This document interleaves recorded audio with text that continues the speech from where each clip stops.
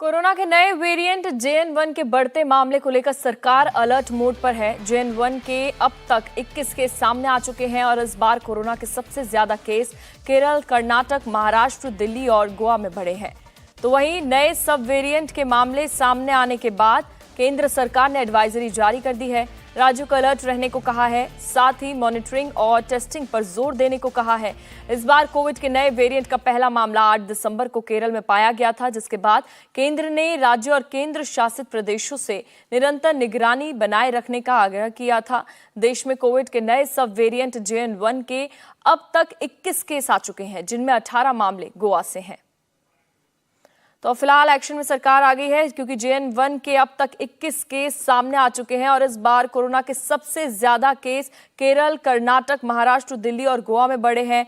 और वहीं तो नए सब वेरिएंट के मामले सामने आने के बाद केंद्र सरकार ने एडवाइजरी भी जारी कर दी है। राज्यों को अलर्ट रहने पर कहा है, साथ ही लोगों से भी अपील की है कि वो सावधानी बरतें और घबराएं नहीं। मॉनिटरिंग और टेस्टिंग पर जोर देने को भी कहा है। और इस बार कोविड के नए वेरिएंट का जो पहला मामला है वो 8 दिसंबर को पाया गया। केरल में पहला मामला सामने आया, जिसके बाद से केंद्र ने राज्य और केंद्र शासित प्रदेशों से निगरानी बरतने को कहा। और देश में कोविड के नए सब वेरिएंट JN1 के अब तक 21 केस सामने आ चुके हैं, जिनमें से सबसे ज्यादा जो मामले सामने आए हैं वो गोवा से हैं। 18 मामले गोवा से सामने आए हैं और कम से कम केरल, कर्नाटक, महाराष्ट्र, दिल्ली और गोवा में ये पूरे केसेस बढ़े हैं। लेकिन अभी तक जो सबसे ज्यादा मामले सामने आए हैं वो गोवा से आए हैं। गोवा में कुल 18 केस मिले हैं इस नए सब वेरिएंट JN1 के।